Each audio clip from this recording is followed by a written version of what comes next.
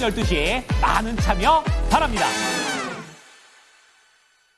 네, 오늘도 여러분들의 경제적 자유를 위해서 한 발짝 다가가는 저는 이대리 이윤지입니다. 오늘도 여러분들의 작은 월급 봉투를 큰 시대로 만들어 드릴 수 있게끔 세 가지 수익 봉투 열심히 준비를 해봤는데요. 첫 번째 수익 봉투의 키워드부터 바로 한번 뜯어보도록 하겠습니다.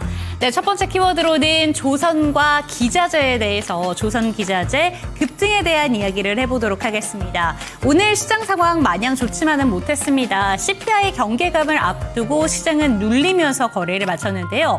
그럼에도 신고가 행진을 보여줬던 조선과 조선 기자재 종목들 상당수가 있었습니다. 오늘 같은 경우에는 도널드 트럼프 미국 대통령 당선인의 동맹국 활용 방안, 이 내용도 다시 한번 주목을 받았지만 미 해군이 필요한 규모의 군함 건조를 위해서는 향후 30년간 1조 달러의 예산이 투입되어야 된다라는 이슈에 강하게 영향을 받았습니다. 여기에다가 LNG 운반선 투자 강화에 대한 기대감까지 올라가면서 조선과 기자재 종목들 오늘도 한 번 더 급등세를 보여줬는데요. 지금 주가가 상당히 높게 위치해 있기 때문에 들어가기에는 좀 부담스럽다라는 생각이 들기도 합니다만 트럼프 행정부 취임을 앞두고 이제라도 들어가야 되는 건가라는 고민을 하고 계실 것 같습니다. 관련된 내용들 풀어보도록 하겠습니다. 두 번째 키워드 살펴보시죠. 네, 조선도 올랐는데요. 오늘은 해운주도 동반해서 강세를 보였습니다. 해운주 같은 경우에는 반사수의 기대감에 오늘 함께 올랐었는데 중국의 국영선사 코스코가 미국 국방부 블랙리스트에 올랐다라는 소식이 전달이 됐습니다. 이곳 같은 경우에는 세계 최대 해운사 중에 한 곳이라고 하는데요. 중국의 인민군하고 연관성이 크다 이렇게 보면서 미국에서 제재를 가하겠다라는 소식이 전달이 됐습니다. 그렇기 때문에 국내 해운주가 반사수의 기대감을 입을 수 있다. 라는 기대감에 전반적으로 올랐는데요. 특히나 HM이 오늘 가장 강하게 움직였고 또 해운주 같은 경우에는 지금 BDI 지수라던가 SCFI 지수가 좀 올라가고 있기 때문에 앞으로 해운 운임 지수가 꾸준히 올라갈 것이다 라는 기대감을 반영하고 있습니다. 해운주 트레이딩 전략에 대해서도 잠시 뒤에 체크해 보도록 하겠습니다. 마지막 키워드 살펴보시죠. 네, 오랜만에 다시 한번 돌아왔습니다. 양자, 암호 관련된 종목들 살펴보시면 오늘 깜짝 놀라신 분들도 많으실 것 같습니다. 미국의 양자, 암호 관련된 종목들 어제 급등세를 보였는데요. 그렇기 때문에 미국 뉴욕 증시의 시세를 그대로 따라간다라고 보시면 좋을 것 같습니다. 오늘 같은 경우에는 어제 하한가를 갔었던 한국첨단소재가 하루 만에 반전을 보여주면서 상한가에 도달하기도 했었고 양자, 암호 관련된 종목들 내에서 두 자릿수대 급등세 를 나타내주는 종목들이 다수 있었습니다. 하지만 여전히 미국에서도 양자 암호가 언제쯤 상용화될 것인가 이 부분에 대해서 회의론적인 시선이 많기 때문에 관련된 종목들 앞으로도 이러한 시세를 꾸준히 보여줄 수 있을 것인가 이런 부분에는 의문점이 남으실 수도 있을 것 같습니다. 젠스낭 CEO에 이어서 마크 주커버그까지 양자 암호가 실제로 쓰이기까지는 꽤 오랜 시간이 걸릴 것이다 라고 주장을 하고 있는데 관련된 전략까지 체크해 보도록 하겠습니다. 네, 세 가지 키워드를 살펴봤습니다. 이에 대한 주식 멘토의 의견 챙겨보도록 하겠고요. 주식 강좌와 추천 종목까지 이 시간 살펴보시면 좋을 것 같습니다. 지금 출발합니다.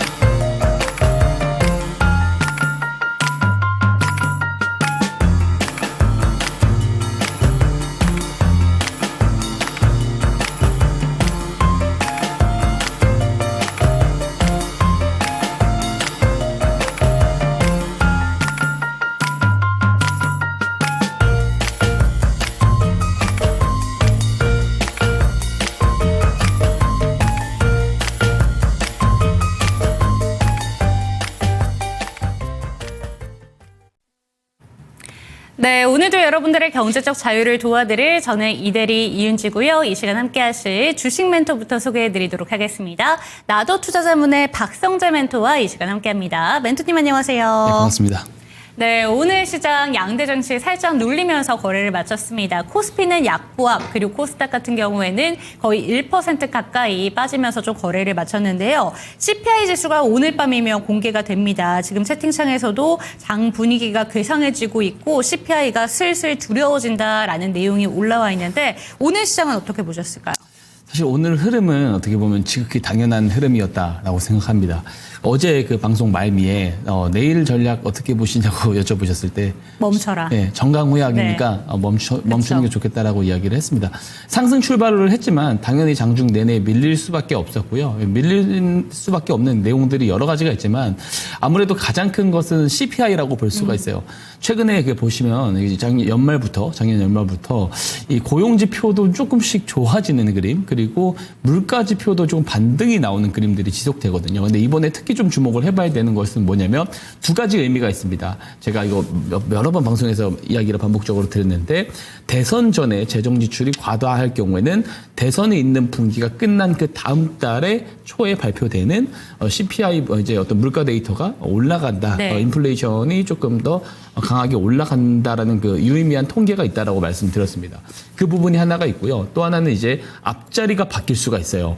예상치가 CPI 예상치가 2.9%인데 3%가 나오면 앞자리가 훌쩍 바뀌는 겁니다. 이걸 또 시장에서 충분히 조금 경계를 할 가능성이 있다라고 보는 거고요. 여기에 더해서 또 이제 주요 기업들의 어닝 시즌이다 보니까 이게 또 추가적으로 관망세를 키우는 데 조금 잘 일조를 했다라고 생각을 합니다. 우선 그 PPI는 잘 나왔어요. 생산자 물가 지수는 예상치가 3.5%였는데 3.3%가 나오면서 눌렸습니다. 근데 중요한 것은 그러면 CPI도 낮게 나올 거냐라는 거고요. 그리고 이제 만약에 이번에 예상치에 부합을 하거나 혹은 0.1% 정도 밑돌게 나오게 됐었을 때 시장이 좀 좋게 반응을 할 수는 있지만 그것도 단기적일 거라고 저는 생각을 합니다. 이게 우리가 보통 채무자가 빚을 졌으면은 결국에 채권자한테 빚을 갚아야 되는 거거든요. 작년에 단기채를 그렇게 많이 풀어냈는데 인플레이션이 안 온다? 그건 거의 제로에 가까운 확률이라고 생각을 하고요. 물가는 결국에 조금 올라갈 수밖에 없는 상황이다라고 저는 생각을 합니다. 이번에 안 올라가면 다음 달 지표에 반영이 될 수도 있고요. 지금 또 좀 잘 봐야 되는 게 국제 유가가 조금 올라가고 있는 게 상당히 부담이에요. 네. 그러니까 이제 만약에 오늘 3%가 나온다 간밤에. 근데 여기에서 이제 또 시장이 또 우려할 수 있는 부분들이 뭐냐면 1월부터 국제 유가가 계속 올라가고 있어요. 그러다 보니까 1월 데이터가 다음 달에 발표가 된단 말이에요. 그래서 다음 달에 대한 CPI의 우려까지도 같이 좀 반영이 될 수 있습니다. 게다가 지금 연준 인사들의 발언이 상당히 조금 매파적인 색깔로 변한 상황이잖아요. 그래서 그런 부분들이 좀 종합적으로 오늘의 CPI를 더 경계하게 만드는 요소라고 생각을 합니다. 또 이제 장 후반에 안 좋은 뉴스가 하나 더 나왔어요. 이제 시장에서는 안 좋게 해석을 한 건데 BOJ 우에다 총리가 다음 주에 금리 인상을 할 수 있다, 일본에서. 근데 이제 저는 이 부분을 크게 부담은 안 가졌으면 네. 좋겠다라는 생각을 하는데요. 결국에 이제 BOJ도 연준 눈치 보면서 협조하는 그림으로 갈 것 네. 같습니다. 만약에 연준에서 금리를 인하를 하는데 바로 BOJ에서 금리 인상을 해버리면 또 한 번 시장이 엔캐리 문제 때문에 발작을 일으킬 수가 있는 거죠. 근데 연준이 조금 한 번 정도 쉬어갔을 때 일본 BOJ가 금리를 좀 올려주고 이런 식으로 좀 협조하면서 저는 갈 거라고 생각을 하고 있습니다. 그래서 이걸 너무 또 크게 엔캐리 부분을 너무 걱정을 하지는 네. 않으셔도 될 것 같고요. 어쨌든 제가 어제 말씀을 드리고자 하는 것은 부담스러운 일정은 올해 내내 지속이 될 거고 올해는 조금 고환율의 형태의 흐름으로 저는 갈 거라고 보기 때문에 지수보다는 그래도 좀 우리가 트렌드한 거래를 좀 잘 할 필요가 있다. 옥석을 좀 잘 가려야 된다라는 말씀 드리고요. 제가 그 방법 중에 하나를 매번 방송에서 소개해드리고 있잖아요. 잠시 후에도 강의를 드릴 예정이고 그 기법의 지표도 무료로 제공을 드릴 예정이고 그 기법으로 잡아내는 공략주 또 방송 말미에 소개를 드릴 예정이니까 방송 끝까지 시청해 주시면서 많은 인사이트 얻어가셨으면 좋겠습니다. 네, 환율이 오늘은 살짝 밀렸습니다. 지금 현재 1,458원대인데 이렇게 밀렸음에도 불구하고 고환율에 대해서는 2025년 계속해서 경계가 필요하다라는 점을 짚어주셨는데요. 오늘 첫 번째로 살펴볼 키워드가 고환율의 대표적인 수혜주기도 하고 다음 주면 이제 좀 경계를 해야 되는 트럼프 대통령 취임식과 관련해서도 조선 쪽에 대해서는 계속해서 시장에서 긍정적으로 평가가 나오는 것 같습니다. 오늘 같은 경우에는 그동안 삼성중공업이 생각보다 못 갔거든요. 맞습니다. 근데 해양 플랜트 관련된 부분이 다시 한번 주목을 받으면서 삼성중공업이 시세가 가장 잘 나왔고요. 조선주 전반적으로 신고가 행진을 보여줬습니다. 어떻게 보는 게 좋을까요? 작년부터 계속 말씀드리는 네. 것 같아요. 신고가를 갔다고 해서 경계할 게 아니고 이 랠리가 좀 지속될 수밖에 없을 거다라는 이야기를 제가 계속 드린 바 있습니다. 지금 이제 중국 대리기에 또 나서고 있어요. 그쵸. 이게 또 중요한 포인트가 되는데 그러니까 각종 불공정한 수단을 동원을 했다. 그러니까 인건비부터 해가지고 산업 인건비 같은 경우 조금 미국에서의 어떤 그 인건비를 조금 강압적으로 좀 눌러놨다라는 그런 내용들도 나오고 있는데 사실 이것도 또 하나의 핑계고요. 중국의 지금 조선업 시장 점유율을 보게 되면은 2000년도에 5%밖에 되지 않았는데 2023년에 이게 50%까지 올라가게 됩니다. 그리고 미국 시장은 되게 쪼그라들었어요. 그러니까 이런 거 자체가 이제 중국 때리기를 할 수밖에 없는 그런 상황이고 견제를 해야 되는데 특히 이제 그 트럼프 대통령이 중국을 잡아야 된다라는 그게 강경한 의지를 지금 보이고 있는 상황이잖아요. 그리고 이제 취임식 얼마 안 남았습니다. 네. 4일 뒤면 5일 뒤면은 취임을 하시는데 그렇게 됐었을 경우에 대대적인 중국의 제재가 이루어질 수 있고 중국 시장의 점유율을 내리는 역할을 하게 될 수 있습니다. 오죽하면 본인이 좀 당선되자마자 윤석열 대통령과 통화해서 중국 이거를 시장을 조금 막아야 된다. 우리 한국의 어떤 그런 지원이 필요하다라는 이야기를 했단 말이에요. 협력이 필요하다. 한국 시장은 중국 대리기를 할수록 수혜를 볼 수밖에 없는 구조다라는 것이고요. 두 번째가 이제 그 인도에 대한 그 수혜도 좀 같이 받을 수가 있어요. 모디 총리도 천척에 대한 상선 천척에 필요하다라는 이야기를 했고 주문을 좀 넣을 예정이기도 한데 지금 이제 인도도 제가 몇 번 말씀드리지만 중국과 사이가 그렇게 좋지 않아요. 나쁘기 때문에 결국에 한국에 조금 육성을 해달라는 파트너로 요청을 하는 지금 추세고 계속해서 긴밀히 지금 오고 가고 있습니다. 근데 이제 중요한 게 그러면 우리가 좀 인도의 어떤 조선업이 확 커질 수 있도록 조금 파트너십을 해주고 육성을 좀 지원을 해주는 조건으로 인도에서는 또 주고받는 게 있어야 되잖아요. 그래서 여러 발주를 하고 거기에 대한 또 수혜를 또 우리가 가져갈 수 있는 윈윈 전략이 될 수 있다라는 겁니다.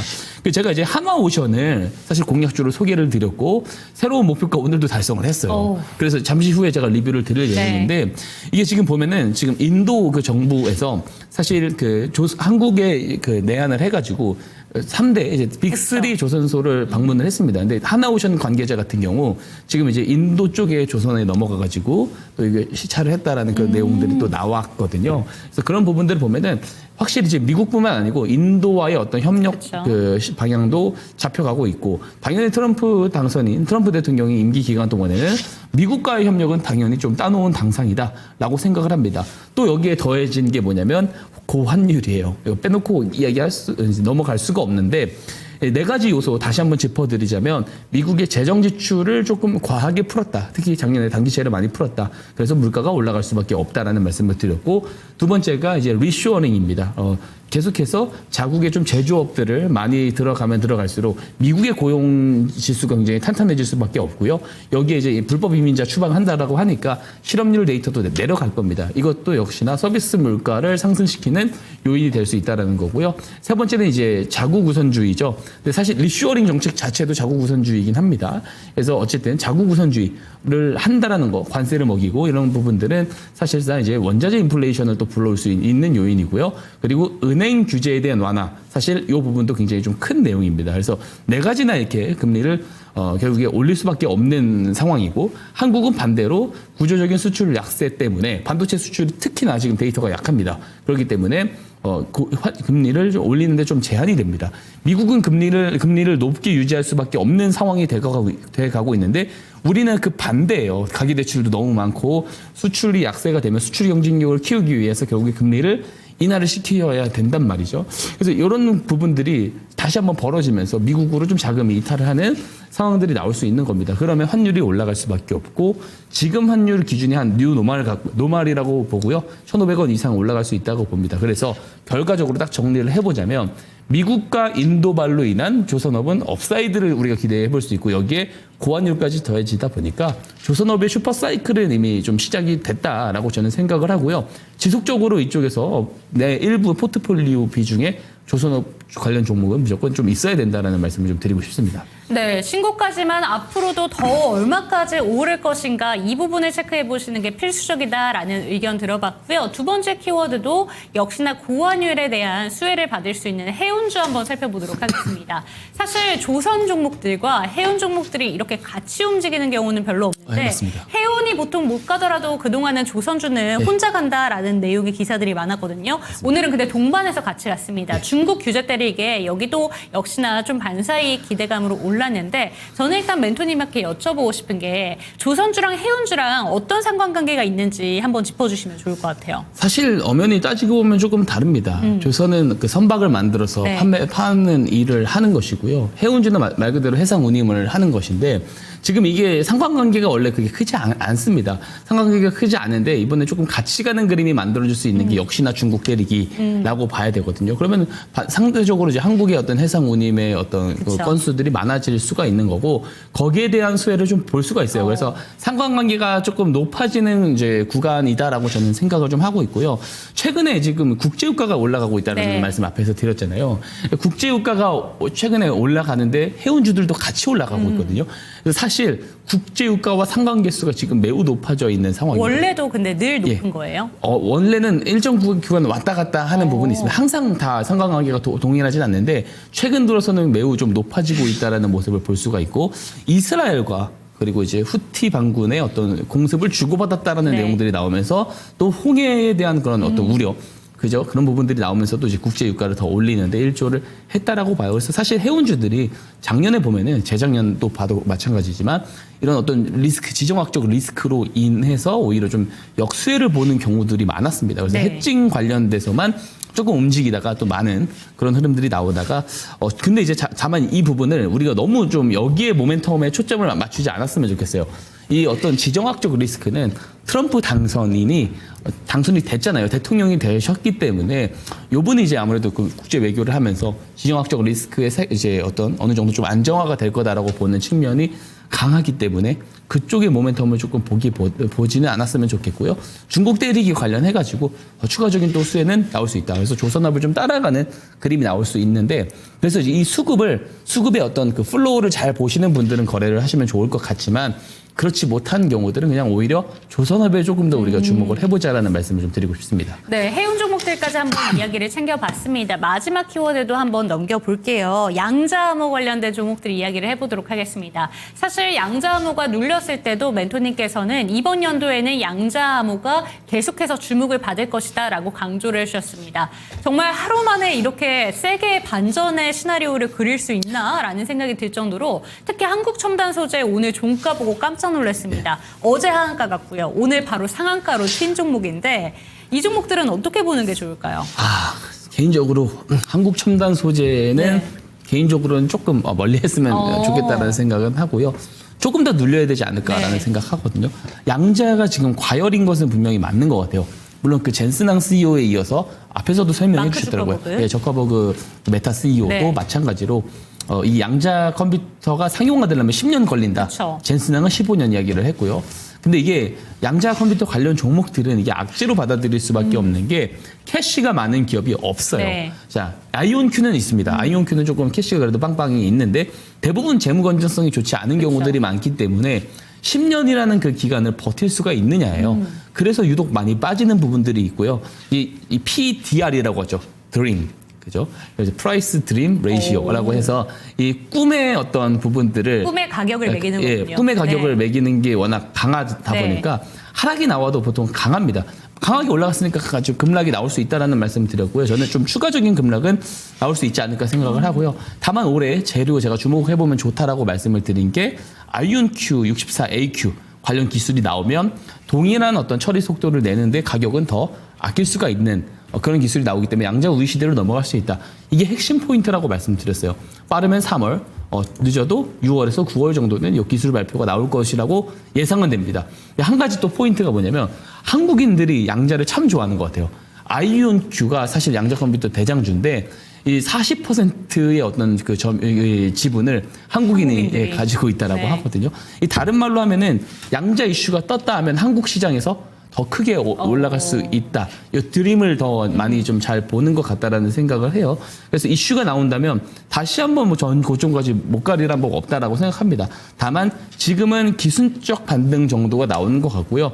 추가적인 하락이 좀 나오지 않을까. 왜냐하면 그동안 좀 많이 달려주었고 모멘텀이 어느 정도 단기간 소강이 된 상태이기 때문에 지금은 여전히 좀 기술적 반등 정도만 보고 매수 타이밍은 아직은 아닌 것 같다라는 생각을 한번 해보고 있습니다. 네, 이번 연도에는 양자암호 테마에 대한 관심은 여전히 이어질 겁니다. 하지만 오늘의 센 반등에 대해서는 기술적인 반등이고 매매 타이밍은 아니다라고 정리해 주셨으니까요. 참고가 되셨으면 좋겠습니다. 세 가지 키워드 주식 멘토님의 의견 챙겨봤는데요. 조금 더 자세한 전략이 듣고 싶으신 분들은 밑에 보이는 QR코드 스캔해 주시기 바랍니다. 카메라 갖다 대시면 링크 통해서 들어오실 수가 있고 상단에 보이는 전화번호죠. 02-2128-8566번 활짝 열어두겠습니다. 화면으로 만나보시죠.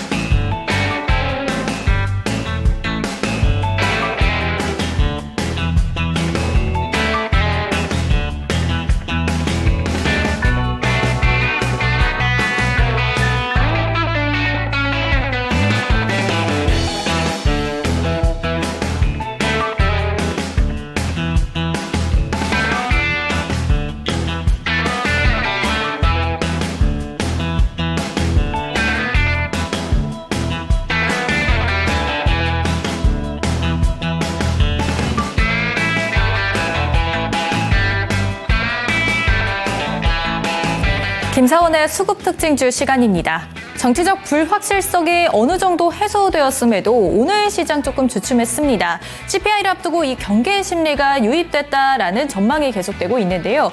코스피는 오늘 2,496선, 2,500선이 붕괴됐고요. 코스닥 711선에서 장을 마감했습니다. 오늘장 수급 특징주 함께 살펴보시죠. 먼저 코스피에서 외국인이 담았던 종목부터 살펴보도록 하겠습니다. 네, 오늘 코스피에서 외국인은 가장 상단에 SK하이닉스에 대한 러브콜을 강하게 보냈습니다. SK하이닉스 1.64% 상승으로 장을 마감을 했는데요.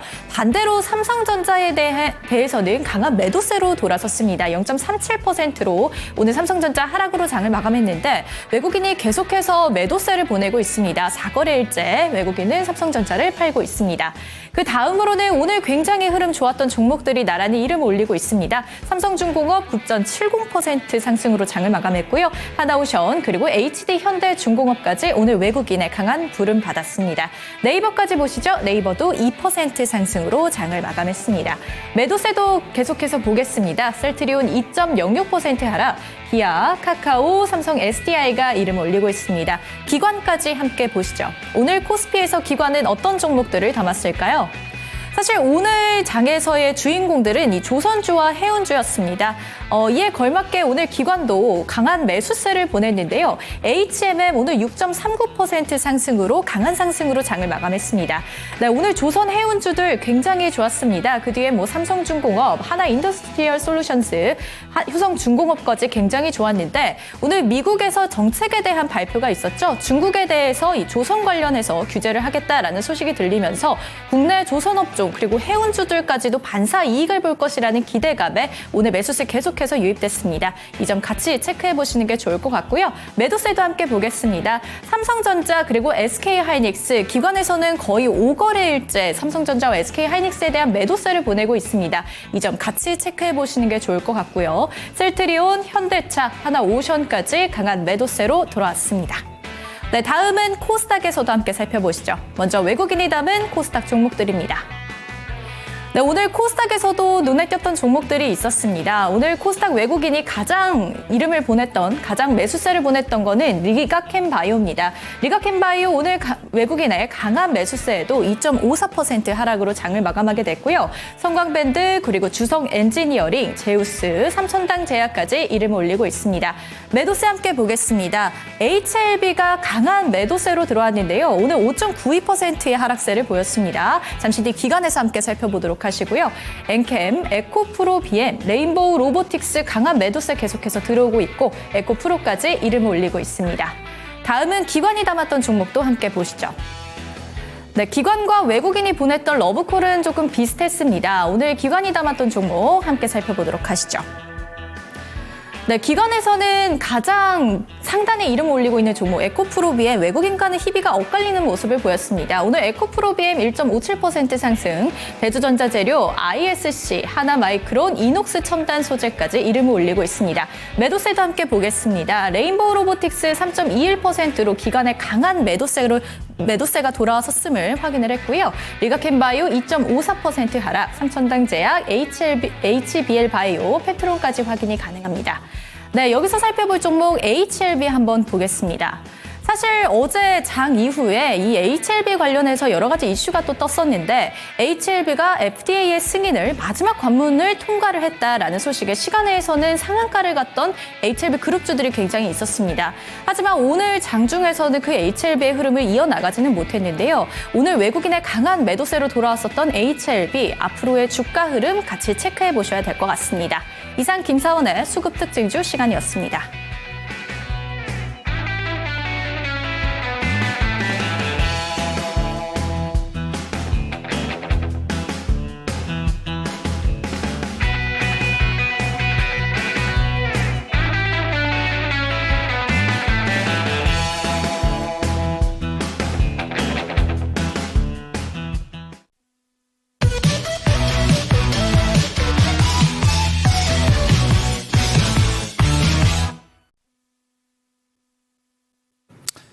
제가 최근에 계속 드리는 이야기가 있습니다. 오늘 좋다가도 내일 안 좋고 상승했다 하락했다 계속해서 반복이 되고 있어요. 또 오늘 밤에도 매우 또 중요한 이슈가 있고 또 어닝 시즌에 돌입을 하게 됩니다. 시장의 노이즈는 계속해서 이루어질 거고 순환매는 더욱더 빨라질 겁니다. 자, 이런 상황에서 우리는 어떤 소양을 갖춰야 되냐면 내가 시장의 주도주 트렌드를 잘 보는 눈이 필요합니다. 그래서 그런 것들을 좀 잘 잡아낼 수 있는 능력이 필요한 것인데요. 대부분 어려워하십니다. 많이들 어려워하시는데 그런 것들을 좀 쉽게 할 수 있는 방법, 오늘도 그 한 가지를 좀 설명을 한번 드려보겠습니다. 바로 스마트 머니 기법입니다. 제가 생각해도 정말 좋은 기법이라 생각을 합니다. 오늘 제가 이제 그 공략주를 소개해드리는 그런 종목들, 주식들이 사실 제가 임의적으로 제 마음대로 뽑아가지고 가져와서 소개를 드리는 게 아니에요. 이 스마트 머니 기법에 포착된 종목들, 여기에 있는 종목들을 제가 선별해서 가져와가지고 소개를 드립니다. 근데 최근에 소개해드린 종목들 어때요? 계속해서 목표 주가를 갱신을 하고 있습니다. 오늘도 새로 목표 주가 갱신한 종목이 또 2종목이나 나왔어요. 잠시 후에 리뷰를 드릴 수 있도록 하고요. 자, 그럼 이 기법이 뭐냐? 자, 기법 명칭을 한번 보시면 쉽게 알 수가 있을 거예요. 그죠? 똑똑한 돈의 기법, 똑똑한 돈이 들어왔을 때를 포착을 하고 매수를 해서 수익을 내는 기법이다라고 보시면 됩니다. 자, 어떤 돈이 똑똑한 돈일까요? 개인 투자자들의 자금들을 우리가 똑똑한 돈이라고 하지는 않겠죠. 자, 개인 투자자들이 아직 알지 못하는 정보와 재료들이 있을 것이고 그 정보와 재료를 사전에 먼저 확인할 수 있는 사람들도 있습니다. 그 사람들을 우리는 주포라고 규정을 하죠. 그 주포들이 우리가 모르는 정보를 기반으로 뉴스가 나오기 전에 우리가 모르는 그 뉴스 정보를 기반으로 저점에서 매집했을 때 들어오는 돈을 똑똑한 돈이라고 합니다. 그죠? 그래서 그 돈의 흐름을 추격을 해서 수익 이제 잡아낸 다음에 매수를 하는 기법이에요. 자, 근데 어떻게 잡아낼 수 있느냐? 뉴스가 나오기 전인데 어떻게 잡아낼 수 있느냐? 제가 스마트 머니 신호라는 것을 만들어 놓았습니다. 이 신호가 이런 자금들을 잘 잡아내준다라고 저는 생각을 합니다. 그리고 방송을 좀 보신 분들은 실제로 그렇다라는 것을 저는 충분히 증명을 드리고 있다라고 생각을 해요. 자, 그러면 모든 어떤 주포들의 매집 자금을 이 신호가 다 포착을 하는 거냐? 그렇진 않을 겁니다. 저는 다시 말씀드리지만 기술적 요인을 가지고 만든 거예요. 기술적 요인. 다만 단연간의 데이터 중에 크게 올라간 주식들이 있을 거 아니에요. 이것들 다 모아놓고 저점에서 어떤 매집의 공통점이 있었는지를 압축해서 알고리즘으로 뽑아낸 신호가 바로 스마트 머니 신호다라고 이해를 하시면 될 것 같습니다. 실제로 방송 보신 분들 아시죠? 신호가 뜨고 나서 그 다음에 거래량이 늘고 올라가다가 나중에 뉴스가 뜨면서 급등이 나오는 그런 그림대로 가는 경우들이 상당히 많다라는 거 보셨을 겁니다. 자, 그렇기 때문에 이 스마트 머니 기법은 뉴스보다 빠르게 저점을 잡는 기법이다. 그래서 스마트 머니 기법이다라는 이름을 쓰는데 저는 전혀 손색이 없다라고 생각을 합니다. 자, 말로만 들으면 정말 좋은 것 같아요. 그럼 매매 포인트를 한번 설명을 이어가 보도록 하겠습니다. 자, 매매 포인트도요, 굉장히 간단합니다. 저는 이거를 항상 방송을 할 때마다 말씀을 드리는데요. 이게 중요한 것이기 때문에 그렇습니다. 자, 저는 좋은 기법이라고 하는 것은 두 가지 요소가 필히 있어야 된다라는 이야기를 계속 드리고 있어요. 자, 두 가지 중에 첫 번째는 당연히 수익성입니다. 기법을 우리가 만들어서 사용한다라는 것 자체가 없이 하는 것보다 높은 수익성을 만들어내기 위해서 우리가 기법이라는 것을 활용을 하는 거거든요. 근데 기법은 기본적으로 기술적인 부분들을 이제 가지고 나서 확률상 또 수익성을 좀 높일 수 있는 구간들을 찾아내는 거잖아요. 근데 기술적 요인을 가지고서 정말 유의미한 승률, 유의미한 수익을 만들어내는 기법을 만들어내는 것 자체가 상당히 어렵습니다. 이거 해보신 분들은 아시겠지만, 근데 대부분의 개인 투자자분들이 자기는 좀 특별한 기법을 만들 수 있다라는 생각들을 좀 많이 하세요. 그래서 만드는 과정들을 옆에서 한번 지켜보면은 특정 패턴이 나오면 떨어질 확률보다 올라갈 확률이 더 높으면은 이거는 좋은 기법이야 라고 하시고 사용을 하시는 분들이 꽤 많습니다. 자, 그렇게 사용을 하시다가 나중에 보면은 계좌 마이너스가 걷잡을 수 없이 커지는 경우들도 제가 너무 많이 봤어요. 여기에 오판을 해서 그렇습니다. 뭐냐면 바로 승률에 집착을 하기 때문에 그렇습니다. 자, 승률. 자, 보시면은 우리가 10번 중에 7, 8번을 이기는 기법을 만들어냈다라고 한번 가정을 해보자고요. 근데 만약에 7, 8번을 이겼는데 플러스 3%로 이기다가 두세 번 졌을 때 마이너스 15%로 진다면 이거 정말 좋은 수익성을 가진 기법이라고 볼 수가 있을까요? 그렇지 않겠죠. 중요한 것은 손익비가 좋은 기법이 정말 좋은 기법이다라는 저는 말씀을 좀 드리고 싶습니다. 승률이 50%밖에 되지 않다고 하더라도 손실 마감했을 때 손실폭보다 수익 마감했을 때 수익폭이 더 크다면 그게 정말로 좋은 수익성을 가진 기법이라고 말을 할 수가 있는 거예요. 자, 스마트 머니 기법은 승률도 좋지만 손익비가 상당히 좋은 기법입니다. 자, 두 번째 요소 뭐냐면 간단해야 된다는 거예요. 매매 방법이 복잡해버리면은 아무리 좋은 기법이라 하더라도 매매 횟수를 반복하면 반복할수록 실수할 빈도도 덩달아 올라가게 됩니다. 네, 스마트 머니 기법은 간단해요. 한 페이지로 다 정리가 되기 때문에 그렇습니다. 한번 제가 설명드려볼게요. 우선 스마트 머니 신호가 포착이 돼야 된다고 말씀드렸습니다. 이 신호 잠시 후에 무료로 다 받아가실 수 있는 방법 안내 도와드릴 거고요. 이 신호가 포착된 날이 있을 거예요. 일봉 차트상에. 포착된 날을 주포들의 매집이 시작된 날 정도로 우리가 이해를 하시면 됩니다. 시작이 된 날 정도로 이해를 하시면 돼요. 실제로 포착되고 나서부터 거래량이 늘어나요. 되기 이전보다. 자, 왜 이런 현상이 벌어지냐면 시작일 하루 만에 많은 물량을 매집을 할 수가 없기 때문에 시작을 했으면 추가적인 매집을 해야 되겠죠. 그렇기 때문에 포착일로부터 거래량이 늘어나는 현상이 나오게 되는 거고 이후에 뉴스가 나오면서 올라가는 모습들이 나오게 됩니다. 자, 그럼 우리는 어디서 매수를 해볼 수 있느냐? 시장이 이제 신호가 포착이 되면 조정을 기다리는 거예요. 조정을 기다리다가 신호 포착일, 그 캔들 저점 지점까지 조정이 나왔을 때 매수를 하면 된다라는 겁니다. 자, 근데 기회를 안 주고 그냥 바로 올라가는 경우들도 상당히 많습니다. 이런 기회비용을 놓치지 않으려면 어떻게 해야 되냐? 신호 포착일 종가에 매수를 하는 방법이 있어요.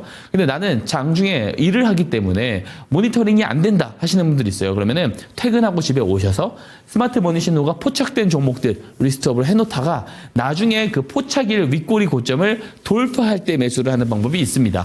근데 너 너무 간단하다면서 이거 너무 어렵다 하시는 분들 제가 지금 드린 말씀 다 잊어버리셔도 돼요. 요 네 번째 방법만 꼭 기억을 하시기를 바랍니다. 어떤 거냐? 스마트 머니 신호가 포착되면 포착일 이전보다 포착일 이후에 거래량이 정말 늘어나요. 그러면은 주가 위치와 상관없이 매수를 해도 된다라는 말씀을 좀 드리고 싶고요. 거래량이 바로 늘어나지 않는다라고 한다면 우선 보류를 하는 거예요. 그 다음에 추후에 거래량이 늘어날 때 매수를 하면 된다 말씀드리고요. 자, 중요한 것도 있습니다. 손절 추세선. 이것도 제가 같이 신청을 하시는 분들은 무료로 다 보내드립니다. 자, 스마트머니 기법 장점 제가 뭐라고 말씀드렸어요? 수익성, 그리고 수익성이 좋은 기법은 손익비가 좋은 기법이다 말씀드렸죠. 그렇기 때문에 손절 추세선을 잘 지켜주셔야 된다라는 말씀드립니다. 이렇게만 거래를 하면은 수익이 아주 좋게 나오는 그런 기법이 완성이 된다 말씀드리고요. 자, 다 이해가 안 가시는 분들이 있을 수 있어요. 예시 종목을 통해서 한번 설명 이어가 보도록 하겠습니다. 자, 태성입니다. 태성이 국내에서 최초로 복합동박을 설비한다라는 뉴스가 작년 5월 29일에 나오게 돼요. 세계 최대 배터리 업체 중국의 CATL이죠. CATL사로부터 의뢰를 받아가지고 복합동박 설비를 한다라는 뉴스가 나온 거예요. 일본의 파나소닉까지도 이 관련해서 의논을 했을 정도로 굉장히 커다란 재료고, 이 재료가 나오고 나서 주가가 10배가 올라갑니다. 자, 굉장히 큰 뉴스인데, 자, 스마트머니 기법 제가 뭐라고 말씀드렸어요? 이런 뉴스가 나오기 전에 이미 이런 내용들을 알고 있는 주포들이 매집을 할 때 그 자금을 우리가 확인을 할 수 있어야 된다라고 이야기를 드렸잖아요. 한번 뉴스 내용을 한번 잘 살펴보면은, 자, 우리가 요 내용을 알 수 있었을 때는 언제냐면 복합동박 설비 결정 공시가 나오고 뉴스로 나온 작년 5월 29일이 돼야지 우리가는 이 내용을 알 수가 있습니다. 하지만 회사 내부 관계자들은 언제 이 내용을 알 수 있을까요? 자, 설비 결정, 이 어떤 그 시설을 설비를 한다라는 이 결정은 이사회에서 하루 이틀 만에 회의를 통해서 나올 수 있는 내용이 아닙니다. 며칠간의 회의가 있었을 거예요. 회의 기간 중에도 알 수 있었겠지만 훨씬 더 이전인 중국의 CATL사로부터 개발 의뢰를 받고 이런 그림을 그리기 시작한 순간 이미 내부 관계자들은 알 수가 있다는 거예요. 자, 그럼 주포는 회사 내부 관계자냐? 그렇게 함부로 특정할 수는 없습니다. 내부 관계자들일 수도 있지만 단순한 이해관계자들이나 이해관계자들의 지인일 수도 있는 거예요. 자, 심지어 주포들이 이런 내용을 토대로 저점에서 매집을 했는지 안 했는지 우리는 정확하게 알 수 없습니다. 중요한 것은 스마트 머니 신호가 먼저 포착을 해줬다라는 사실입니다. 한번 차트 보면서 설명 한번 해보도록 할게요. 자, 보시면 앞에 보여드렸었던 복합동박 설비 결정 공시는 요날 나옵니다. 요 하얀색 네모 박스 표시 제가 해놨습니다. 근데 뉴스는 이날 나왔는데 거래량은 그 이전부터 갑자기 늘기 시작해요. 자, 아이러니하죠. 자, 이 스마트 머니 신호는 이 뉴스가 나오기 정확하게 한 달 전인 4월 29일에 녹색 기둥 표시 보이시죠? 이게 스마트 머니 신호입니다. 자, 신호 포착을 제가 앞에서 뭐라고 말씀드렸죠? 매집의 시작일이다 말씀드렸습니다. 자, 시작일 이전에는 거래량이 없대요? 없습니다. 시작일 직후부터 갑자기 막 늘어나죠. 이럴 때 매수를 하면 된다고 말씀드리는 거예요. 자, 이렇게도 해석을 해볼 수가 있겠죠. 신호 포착일로부터 뉴스 발생일 사이에 갑자기 거래량이 늘어난다는 건 뭐예요? 아, 이 내용을 알고 있는 주포들이 요날 매집을 시작을 해서 추가적인 매집을 이때에 진행을 한 것이구나라고 합리적인 추론을 해볼 수 있는 겁니다. 우리가 확신을 할 수 없지만 스마트 머니 기법의 로직대로 보면 어때요? 잘 맞아 떨어지잖아요. 자, 만약에 종가에 매수를 했습니다. 신호 포착에 종가에 매수를 하고 계속 끌고 갔다면 10배가 넘는 시세가 나오는 것을 볼 수가 있는 것이고요. 중간에 이 노란 추세선이 손절 추세선이거든요. 손절 추세선 7월에 이탈 나옵니다. 이탈 나왔을 때 정리를 하더라도 200% 수익이고요. 만약에 복합동박 설비 결정일에 반대로 악재가 떴어요. 악재가 떠가지고 손절 추세선을 깨고 내려간다? 마이너스 3%밖에 되지 않습니다. 손익비가 굉장히 좋죠. 그리고 10배가 올라갈 수 있는 재료가 뜨기 전에 저점에서 매수를 할 수 있는 기법이 뭐다? 스마트 머니 기법이다라는 거고요. 이 기법을 신청 주신 분들에게 무료로 다시 제공 드릴 테니까 직접 검증해 보시라는 말씀 드리고요. 두 번째 예시 종목을 한번 보도록 하겠습니다. 자, 빠르게 볼게요. SBS가 넷플릭스와 파트너십을 맺었다는 이유로 상한가를 최근에 2번이나 가게 됩니다. 자, 파트너십을 맺는다는 건 양사 간의 협의가 체결이 되고 그 다음에 공시가 되고 나서 우리는 알 수 있지만 내부 관계자들은 충분히 미리 알 수 있는 재료라고 생각을 합니다. 자, 심지어 주포들이 이런 내용으로 저점 매집을 했다 안 했다? 우리는 그 부분까지 알 수 없다라는 말씀을 드렸어요. 자, 차트를 한번 볼게요. 스마트 머니 신호가 어디서 잡아내 주었느냐? 바로 11월 19일에 이렇게 녹색 기둥 표시입니다. 이게 스마트 머니 신호고요. 자, 신호 포착일 이후에 한참 뒤에 파트너십, 넷플릭스 파트너십 뉴스가 뜨면서 이연 상한가를 가게 됩니다. 근데 스마트 머니 기법 언제 매수를 할 수 있다고 네 번째 방법 말씀드렸죠. 신호 포착일, 그 다음에 포착 이후에 거래량이 늘어나기 시작하면 그때 매수를 하면 좋다라고 말씀드렸죠. 거래량이 요때 늘어납니다. 앞에 거래량이 너무 커가지고 이게 좀 상대적으로 안 보이는데 이 부분을 확대를 한번 해보도록 할게요. 어때요? 실제로 포착이 나오고 거래량이 늘어나죠. 자, 매집이 시작되고 추가 매집이 시작된 거예요. 그러면은 이후에는 어떤 뉴스가 나오더라도 나오면서 주가가 올라간다. 그렇기 때문에 신호 포착일 그다음에 거래량 늘어날 때 매수를 하면은 어때요? 그 이후에 뉴스가 나오면서 뻥 올라가는 그런 그림들. 요 로직대로 가는 경우가 많습니다. 제가 공략주를 소개해드린 종목들도 잠시 후에 보여드리겠지만 다 이런 흐름들로 가고 있습니다. 심지어. 자, 그렇기 때문에 지금 궁금하신 건 딱 이걸 겁니다. 그래서 요 신호, 손절추세선 어떻게 등록을 하느냐. 이 신청 주신 분들 제가 다시 말씀드리지만 PDF 파일로 상세하게 작성해놨어요. 다 보내드릴 겁니다. 제가 아무리 이 기법을 통해서 공략주를 소개해드리고 그 공략주로 수익을 인증을 해드리고 그 공략주가 정말 잘 간다는 것을 증명을 드리고 좋은 예시 종목으로 설명을 드려도요. 직접 이용해 보시지 않으면 체감이 안 가십니다. 그러니까 제 말을 절대 믿지 마시고요. 요거 다 그냥 드릴 테니까 받아가세요. 받아가셔서 직접 검증해 보시고 검증된 만큼만 믿으시길 바라겠습니다. 오늘 강의 여기서 마치겠습니다.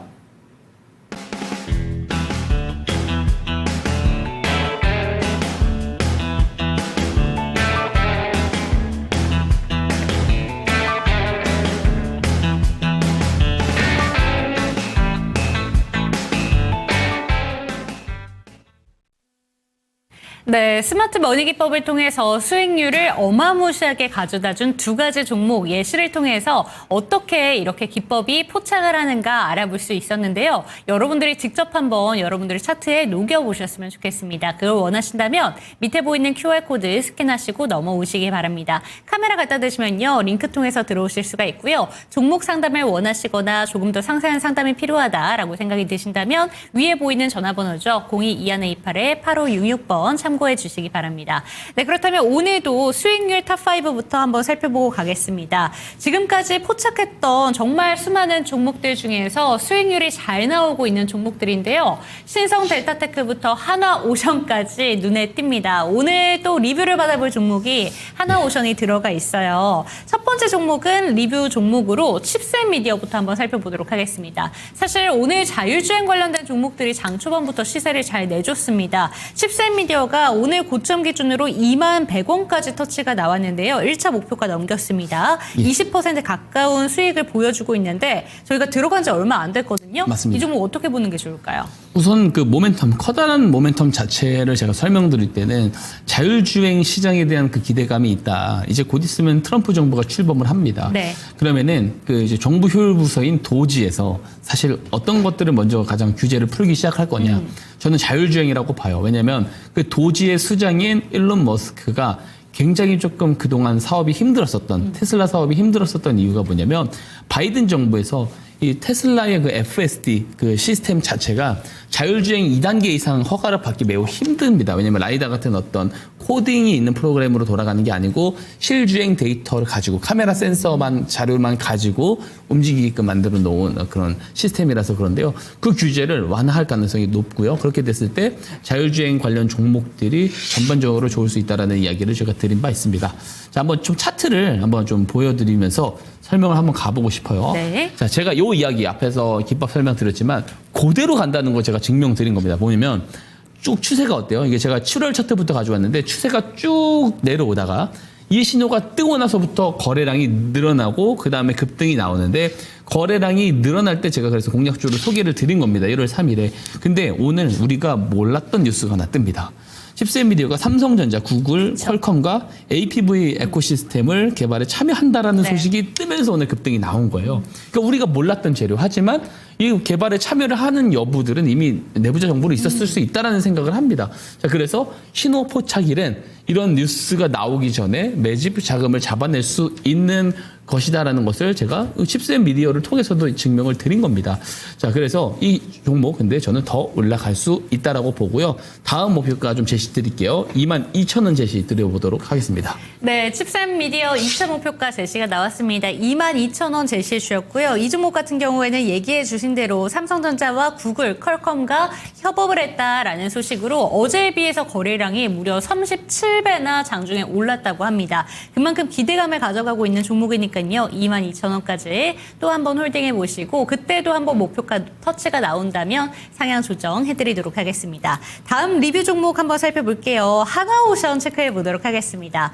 오늘 조선 종목 이야기를 해주시면서 앞전에 지금 신고가를 두려워할 게 아니다. 앞으로 얼마나 가고 우리가 이 수익을 못 가져가는 걸 두려워해야 된다라는 의미로 얘기해 주셨어요. 하나오션 같은 경우에는 3차 목표가 무려 터치가 나왔습니다. 51,300원까지 훌쩍 넘긴 상황인데요. 어떻게 보는 게 좋을까요? 사실 목표가 달성 기준으로 보면 이미 30%가 넘는 흐름이 나왔다라고 볼 수 있고요. 자, 그리고 이제 제가 말씀드렸지만 조선주는 하나 가지고 있어야 된다라고 네. 말씀을 드렸고, 그래서 이렇게 웬만하면은 이게 스마트폰의 신도가 포착이 되고 제가 설명드리는 종목들을 좀 참고해서 정말로 좀 포트폴리오 일부에 좀 담아놨다면, 이게 제가 불과 12월부터 계속 방송에 나오기 시작하면서부터 조선업 이야기를 계속 드렸었던 그런 부분이거든요. 그래서 좀 참고를 잘 하셨다면 좀 좋은 수익을 가져가실 수 있지 않았을까라는 생각을 하고, 여전히 더 갈 길이 멀다라는 생각을 합니다. 조선업 슈퍼사이클은 시작이 되었다라는 생각을 여전히 하고요. 동사 같은 경우는 그 조선 3사 중에서 그 가장 높은 비중의 R&D 투자 계획까지도 있는 상황입니다. 그래서 좀 특히 좀 주목을 잘 해봤으면 좋겠다 말씀드리고, 차트 한번 보겠습니다. 네. 보면 11월부터 쭉 추세가 없다가 이 스마트 머니 신호 딱 기둥이 뜨자마자 어떻게 돼요? 그때부터 올라가잖아요. 자, 그렇기 때문에 요 신호를 받아가셔야 된다라는 거예요. 제가 공략주를 소개를 드릴 때는 한참 뒤에 드리는 경우들도 있거든요. 그렇기 때문에 사실상 제가 이 공략주를 소개해 드리는 것보다도 직접 신호를 받아가셔서 포착된 종목들 리스트업 해놓고 거래량 늘어날 때 한번 모멘텀 분석까지 같이 해서 조금 잡아보는 것이 더 좋은 어떤 성과를 가져가실 수 있다는 말씀 드립니다. 요 신호 그냥 드린다고 제가 말씀드리는 거잖아요. 그래서 한번 잘 참고해 보셨으면 좋겠고, 다음 목표가도 말씀드려야죠. 55,000원 한번 제가 제시 드려보도록 하겠습니다. 네, 4차 목표가 제시가 나왔습니다. 55,000원까지 일단 홀딩해 보시기 바라겠고요. 조선업에 대한 업황 기대감은 이제부터 시작이다라는 말씀 체크가 되셨으면 좋겠습니다. 마지막 리뷰 종목 체크해 보도록 할게요. HFR 살펴보도록 할 텐데, 이 종목은 4차 목표가로 제시해 주신 금액이 22,000원이었고요. 19,200원까지 고점을 찍고 나서 그 다음에 3거래일째 음봉이 나왔습니다. 근데 다시 한번 올려주고 있어요. 지금 4거래일째 양봉 나오면서 19,200원 다시 올려놨거든요. 그럼 앞으로 좀 추세가 조금 더 이어질 것 같은데 22,000원까지만 홀딩해보면 좋을까요? 아니면 좀 더 갈 것 같나요? 더 가야 된다 생각합니다. 그래서 10%씩만 계속 좀 익절을 하면서 봐야 된다 말씀드리고요. 이 종목 같은 경우는 오히려 좀 최근에 눌렸을 때도 네. 잡을 수 있다라는 이야기를 제가 그쵸. 방송에서 또 추가적으로 코멘트 드렸었던 바가 있습니다. 우선 제가 이야기를 드렸었던 그 핵심은 5G 쪽이 올해는 바닥이다. 트럼프 정권 들었으면은 정말 바닥을 보여줄 거다. 이게 기존에 뭐 작년에도 바닥이다라는 바닥론 나오고 재작년에도 나오고 했는데 계속 바닥을 깨고 내려갔거든요. 근데 올해는 저는 진짜라고 생각을 하고요. 왜냐면 AI 데이터 산업이 커지면 커질수록 처리해야 되는 데이터 용량도 상당히 큽니다. 그렇기 때문에 더 좋은 통신망이 필요하다라는 말씀 드리고요. 우크라이나 재건 사업이 정말로 현실화될 가능성이 높아지고 있다고 생각을 합니다. 트럼프 대통령이 이제는 또 이제 취임을 얼마 안 두고 있기 때문에 또 러우 전쟁을 종결시킬 수 있다는 그런 자신감도 드러내고 있기 때문에, 그럼 재건 사업에 들어가면 당연히 통신 인프라 쪽 관련해서도 수혜를 볼 수 있다라는 거예요. 자, 그렇기 때문에 동사 같은 경우도 재건 사업과 동시에 AI 산업 성장에 대한 기대감까지 같이 볼 수가 있다라는 거죠. 차트 보겠습니다. 빠르게 보겠습니다. 네. 옆으로 내려오다가 신호 뜨고 나서부터 올라가잖아요. 그러니까 이 똑똑한 눈이 들어오기 시작하는 시점을 이렇게 잘 잡아내준다라는 것을 볼 수가 있는 겁니다. 이 신호 직접 받아가셔서 검증 꼭 해보시길 바라겠습니다. 네, 좋습니다. 마지막 리뷰 종목까지 살펴봤습니다. 이러한 종목들 미리미리 포착을 했더라면 내 포트폴리오가 지금쯤 달라졌을 텐데 라는 생각이 드시거나 후회감이 맴도신다면 밑에 보이는 QR코드 지금이라도 스캔해 주시기 바랍니다. 카메라 갖다 대시면요, 링크 통해서 들어오실 수가 있고요. 022128-8566번 활짝 열어두겠습니다. 오늘의 추천 종목 궁금합니다. 오늘 종목은 어떤 종목 들고 오셨을까요? 예, 오늘은 LS 마린 솔루션이라는 기업을 들고 왔습니다. 네, LS 그룹주들이 전반적으로 요새 전선 관련해서도 좀 인기가 많고 트럼프 행정부 관련해서도 이쪽이 뭐 수혜를 받을 수 있다라는 내용들이 나오고 있는데 많은 종목들이 있잖아요. 맞습니다. 그런데 그중에서 LS 마린 솔루션 들고 오신 이유가 있으실까요? 사실 최근에 공략주 소개해드린 거 보면은 LS 에코에너지 같은 경우는 사실 이미 2차 목표가까지도 네. 공략주 소개해드리고 올라가고 있고요. LS 일렉트릭도 잘 가고 있습니다. 그리고 세 번째 종목으로 그냥 가지고 나왔다라고 보고 LS 그룹 중에서 특별히 이게 더 좋다라는 네. 관점은 아니고요. 근데 다만 또 주목해볼 포인트가 있습니다. 하나씩 보도록 할게요. 네. 우선 다들 아실 거예요. 사실 이 LS 마린 솔루션 예전 이름이 사실 더 익숙하다라고 보시는 분들이 있습니다. KT 서브마린인데요. 인수를 했어요. LS 이제 그룹에서 전선이 인수를 했습니다. 66% 지분을 확보를 하면서 인수를 했는데 해저 케이블 사업의 수직 계열화를 통해서 시장을 크게 선점하겠다라는 목표가 있는 겁니다. 자, 다음 페이지 보면은 해저 통신 케이블과 해저 전력 케이블의 시공 및 유지 보수 사업을 영위를 하는데 해저 케이블 건설 사업은 동사가 거의 독점적으로 수행을 하고 있다라고 볼 수가 있고요. 우리가 막 해저 터널 짓는다라고 했었을 때 그때도 대장주로 또 부각을 받았었던 그런 종목이죠. KT 서브마린 시절에 네. 이야기를 드리는 겁니다. 다음 페이지를 보면 이게 사실 중요해요. 중요한데 AI 시장이 좀 커지면 커질수록 케이블 수요도 급증을 하고 있다는 점이거든요. 해상 풍력 시장의 성장으로 또 해저 케이블 시장이 향후 10년 동안에 연평균 30% 이상 성장을 할 수 있고 유럽, 중국과 함께 3대 주요 시장이 될 것 같다라는 이야기를 합니다. 미국도 지금 해저 케이블 공장이 유럽 업체에 단 한 곳만 운영 중이거든요. 그래서 동사가 굉장히 좀 많은 시장 점유율 파이를 차지할 기대도 할 수가 있는 거고요.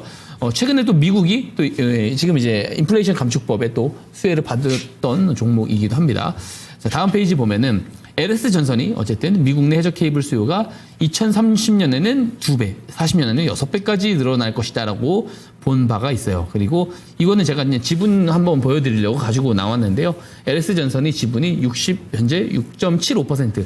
LS 전선에 관련 이제 된 이제 이슈도 잘 봐야 되는데 다음 페이지를 보면은 이 데이터 센터에 대한 수혜를 볼 수 있는 그런 그림을 직관적으로 확인을 할 수가 있거든요. 현재 상황이 아래 상황이라고 볼 수가 있고 이제 초전도 솔루션으로 좀 들어가게 되면은 지금 동사의 초전도 전류 제한기가 초전도 스테이션에 들어가게 되고요.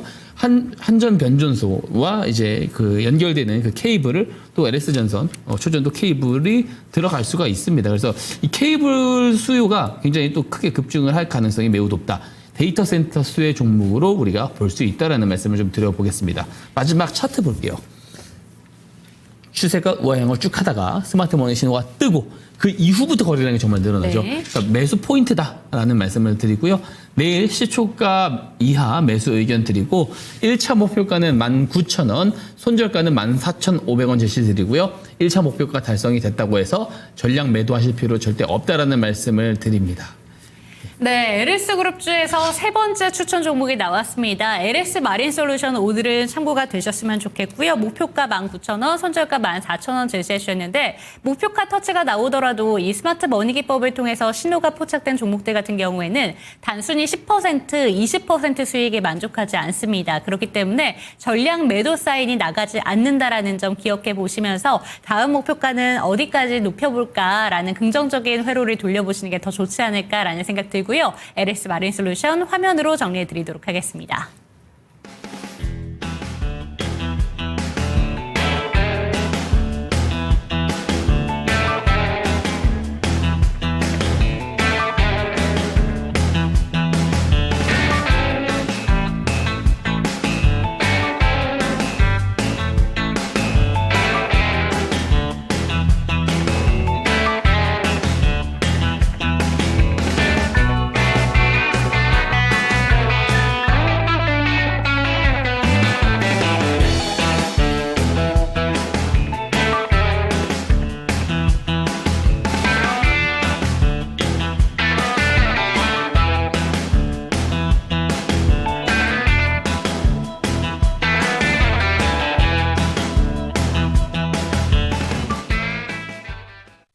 네, 오늘 10시 반이면 중요한 이벤트가 있습니다. 그 이벤트를 확인하고 나서 내일 시장은 어떻게 전개가 될 것인가 궁금하실 것 같은데 한 번만 더 정리해 주시죠. 사실 작년 하반기 들었으면서 3% 아래로 떨어졌습니다. 네. 근데 오늘 밤에 발표될 수치가 예상치가 2.9%거든요. 3%로 다시 올라온다면 시장의 발작이 일어날 수가 있습니다. 그래서 이 수치가 좀 예상치에 부합을 하느냐 아니냐에 따라서 내일의 어떤 주가 등락도 달라질 거예요. 고환율 수혜주가 가느냐 네. 아니면 기술주 반도체 쪽이 다시 가느냐. 그 상황들 오늘 나오는 데이터들을 잘 확인해 보시고 내일 어떤 전략들을 좀 잘 구비하셨으면 좋겠습니다. 네, 내일도 저희와 함께 해주시기 바랍니다. 종목에 대한 상승과 하락은 보장하지 않는다는 점 반드시 기억해 주시고 장중에도 트레이딩 전략에 대해서 시장 상황에 대해서 조언이 필요할 때마다 그런 멘토가 필요하시다면 지금이라도 밑에 보이는 QR코드 스캔하시고 들어오시기 바랍니다. 그리고 0221288566번 전화 상담도 가능하다는 점 잊지 말아주시고요. 내일 이 시간 함께 하겠습니다. 시청해 주신 여러분 고맙습니다.